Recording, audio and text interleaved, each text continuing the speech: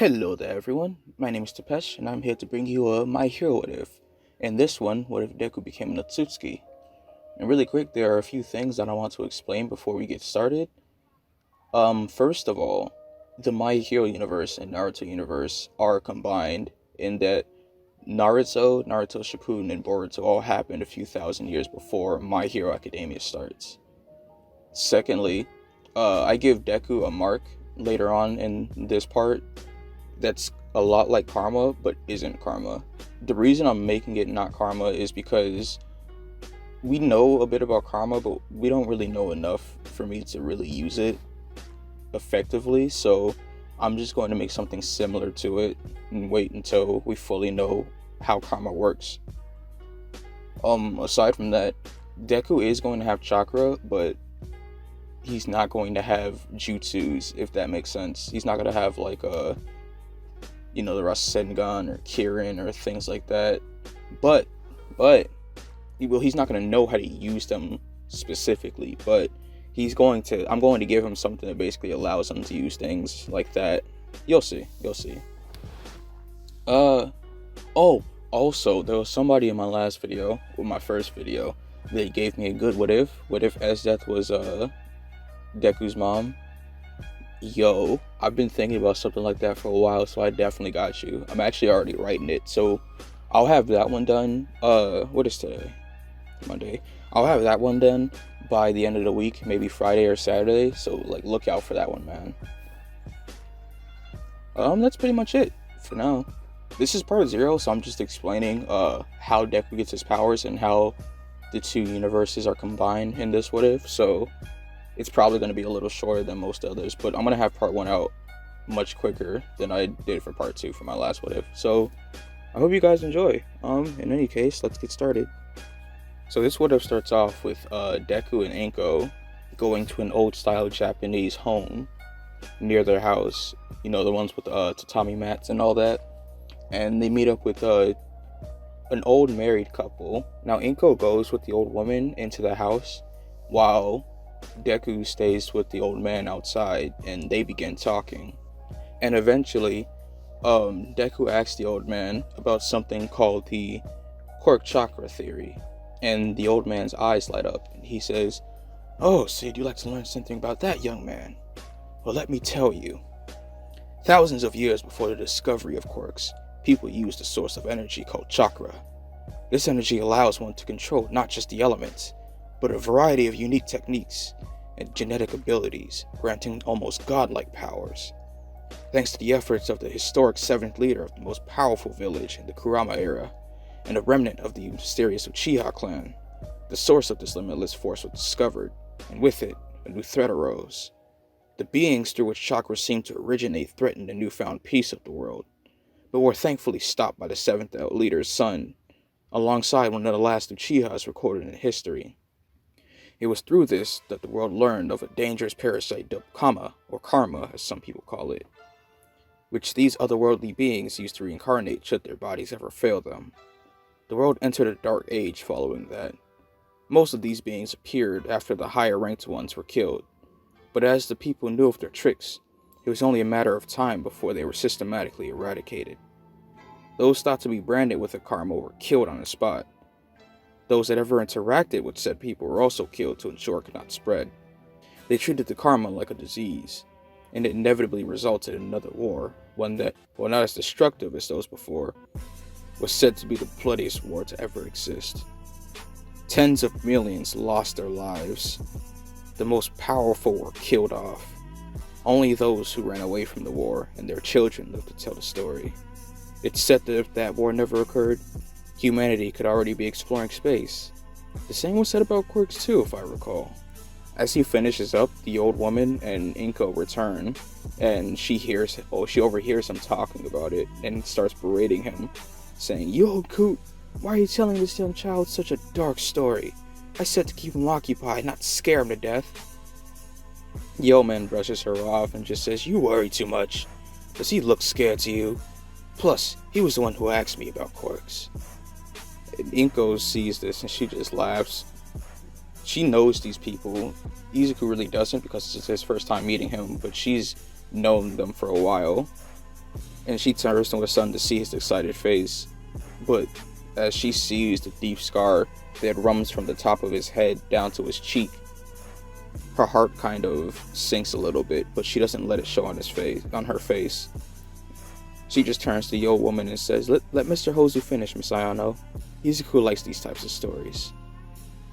The woman named Miss Ayano pauses for a moment and just sighs, saying, only because that All Might fella said he liked the theory once on TV.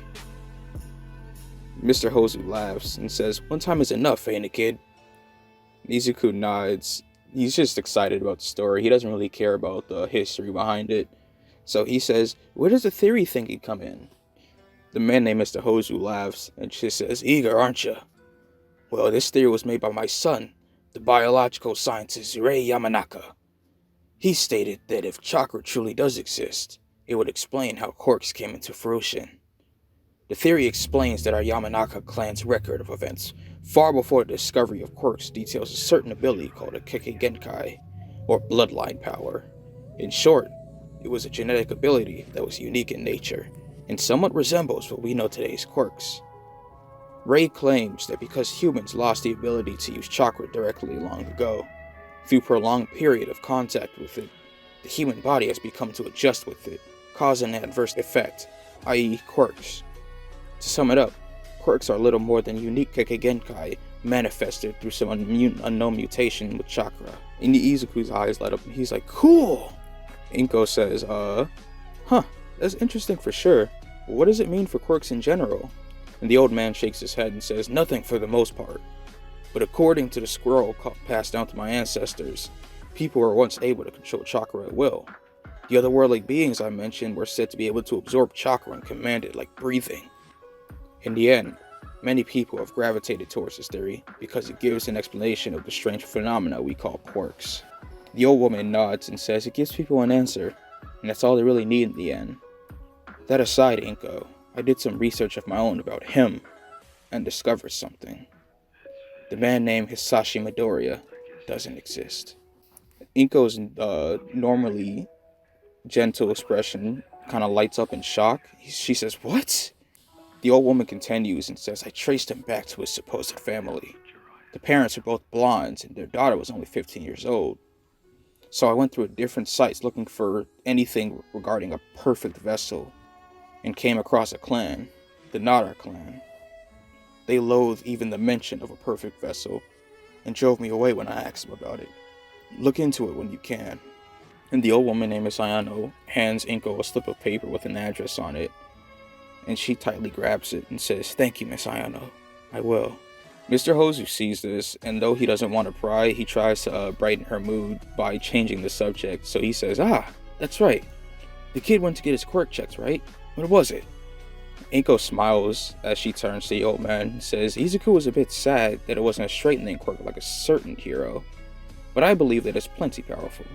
The doctor said it's called Nature's Hands.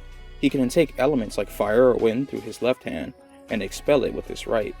The old man nods and says, oh, looks like we got us a potential #1 hero here. Izuku smiles when he hears this. Inko says this little hero needs to get to school first. It's almost time for his classes. Come on, Izuku, say goodbye to the Yamanakas. And Izuku grabs his small bag that he brought with him and waves goodbye to the old people. He just says bye. And Miss Ayano says come back soon. And so, the four bid their farewells. And Inko and Izuku leave for his school.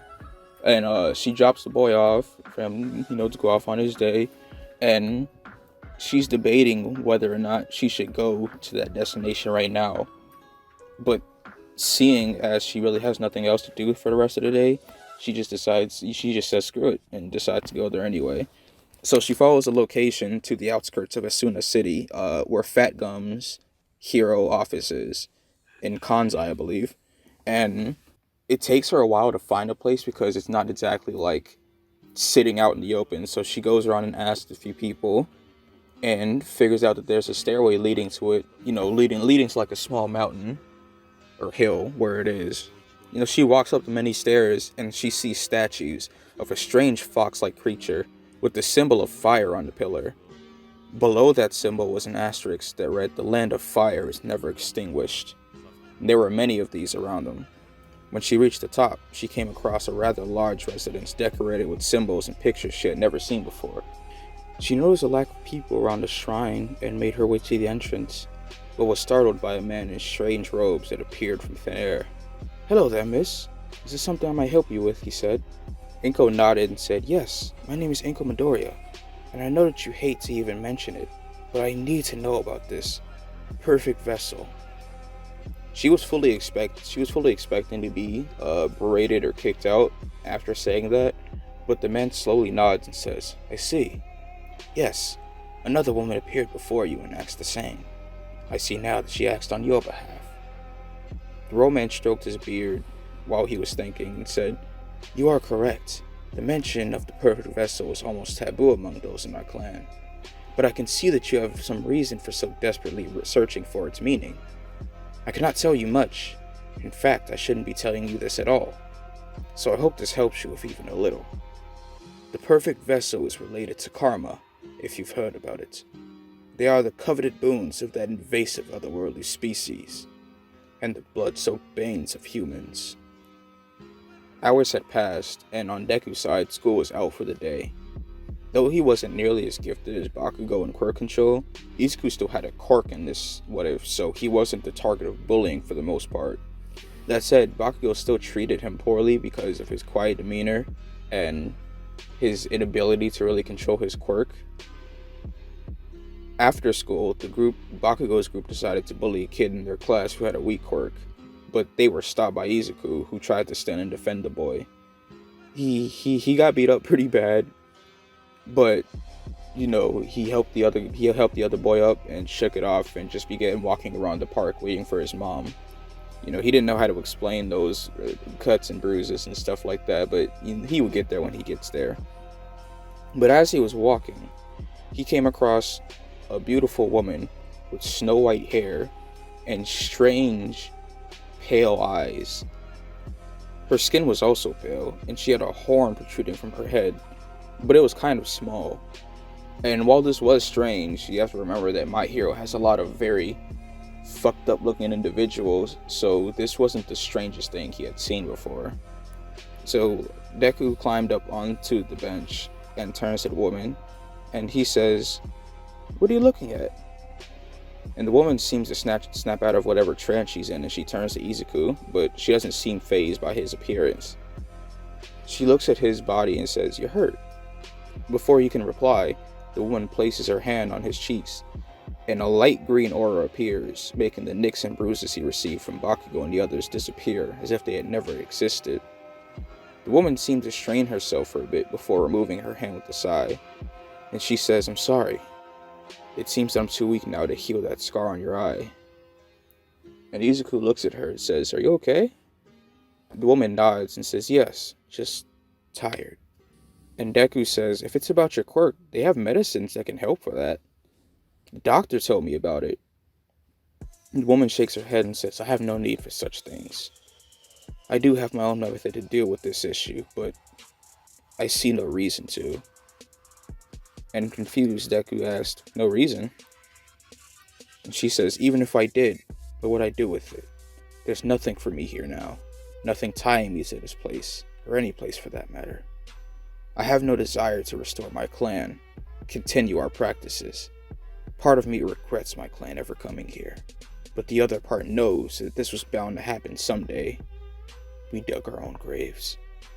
Deku pauses for a minute before he says, "Did your clan do bad things?" And the woman looks up at the sky again and says, "In a sense, yes. Maybe it started off as bad and selfish, but by my generation, we didn't see it as bad. It was nothing more than something we were born to do. What I have realized is that bad or not, what my clan did, what we were raised to do, there was no meaning behind it, besides a long-standing superiority complex maybe. Don't mind me. I'm just some lady voicing her problems out loud." Izuku smiles and says, "It's okay. It's fine if it makes you feel better about it." And normally stone-faced woman, she lets off like a little slight smirk as she looks at Izuku and says, "You're a good child. I didn't expect you to be such a good listener. If I may ask, how did you get that scar?" Izuku kind of touches the scar that runs down across his eye and says, "Oh, well, my dad did it." And the woman, like, her eyes widen a little bit before she says, "I see. I'm sorry for prying." And he shakes his head and says, "It's okay. That's when my mom went to see the old people's house to find out what my dad meant by a perfect vessel, I think he called it." And those last words spoken by Izuku were enough to make the expressionless woman grow, like, straight up wide-eyed with shock. She says, "Perfect vessel? Are you sure that's what he said?" And she sees Deku nod his head, and she goes, "I understand. If I may be blunt, your father acted normally, but he was worried over nothing." And Izuku says, "Really? Why is that?" And she continues and says, "He was worried about me, my clan, but I'm all that's left. The others are either fully dead or so far gone from this galaxy that the sun would implode by the time they return. And for your information, I have no desire to hurt you in any way." Izuku nods and says, "I know. You're a nice lady. You healed me." She goes, "Thank you. And he says, "Izuku Midoriya, what about you?" And she says, "You can just call me..." "No, I am Tsushiki. Tsushiki Otsutsuki." "Izuku, if I can be honest with you, I care not what happens of this world.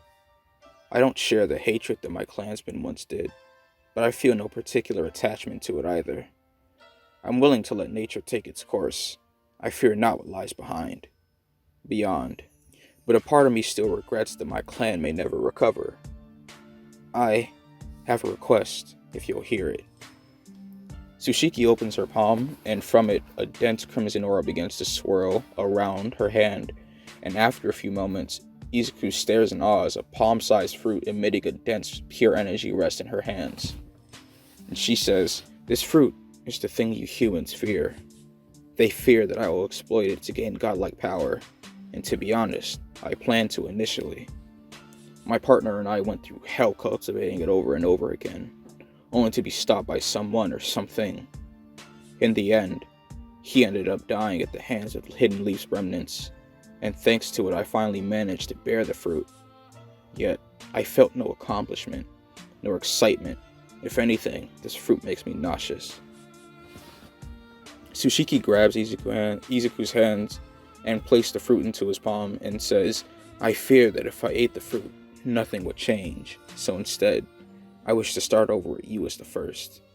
Izuku, would you be willing to revive my clan?" Izuku stares at the fruit and back to Tsushiki, and he could see, like, her downcast face, and he just nods and says, "I will. I don't see why not." And after he says that, she kind of smiles and says, "I see."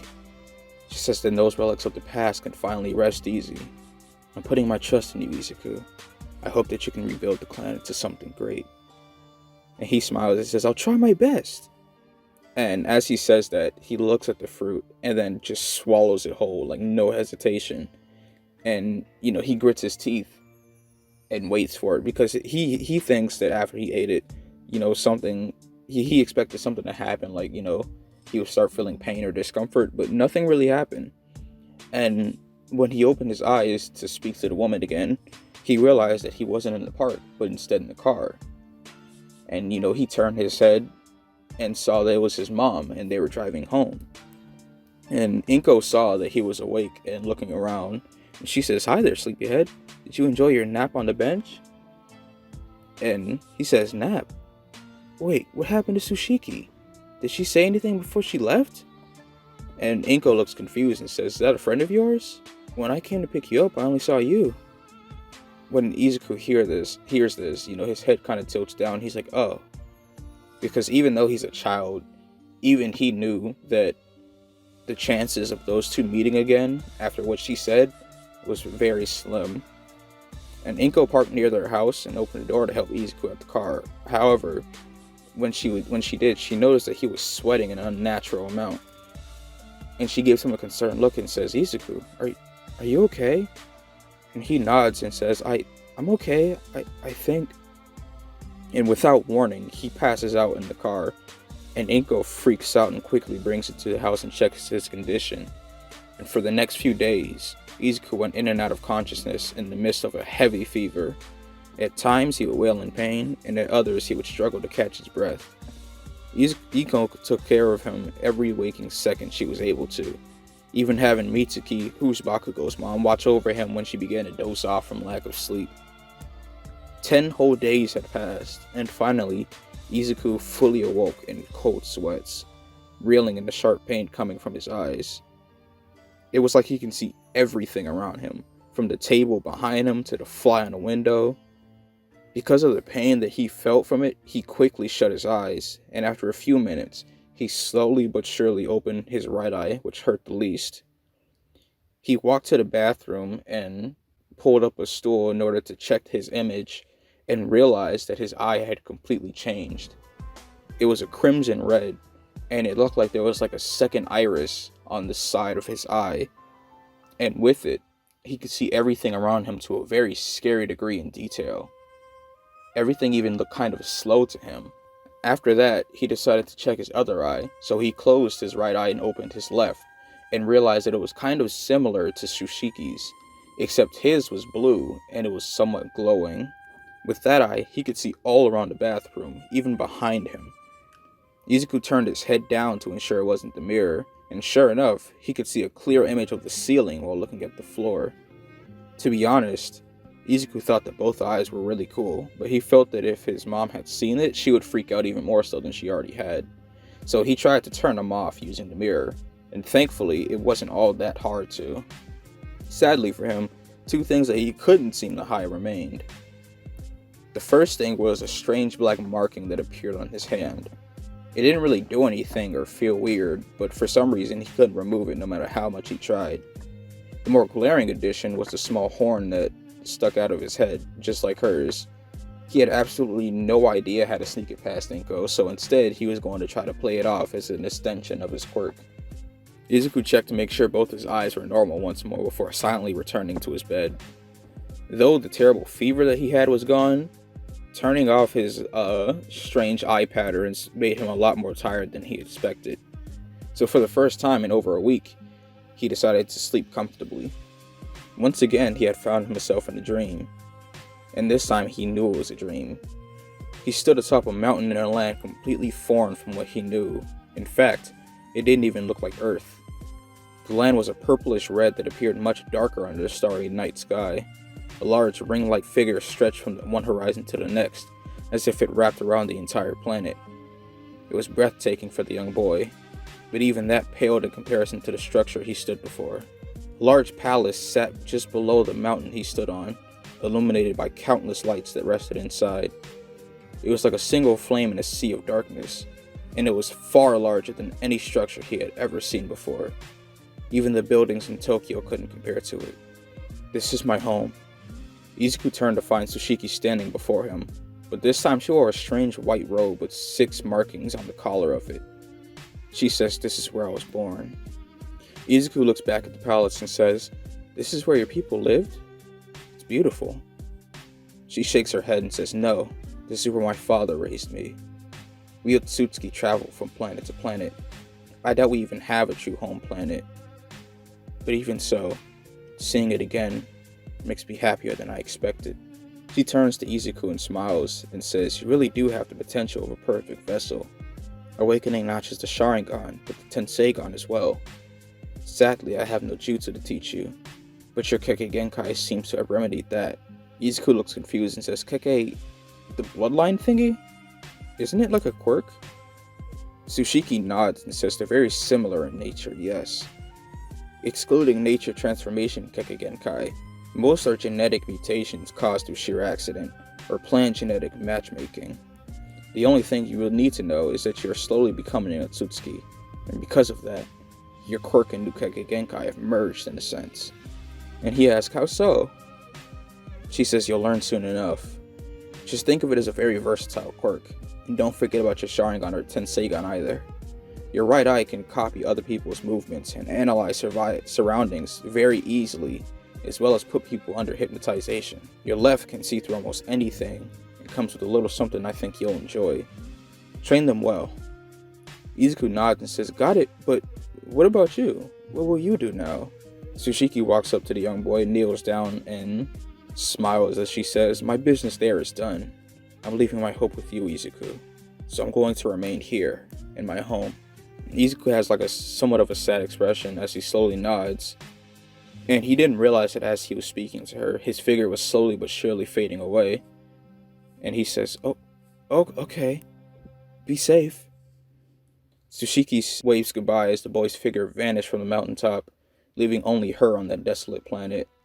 She slowly lifted off the ground and flew to the large palace's entrance, where she opened the large gold-plated doors to its interiors. Without the countless servants and imperious emperor that usually occupied such a structure, the inside was deathly silent, save for the light taps of footsteps nearing the throne. Tsushiki stared at the many halls that deviated from the red carpet leading to the throne, and found one that brought back a wealth of memories.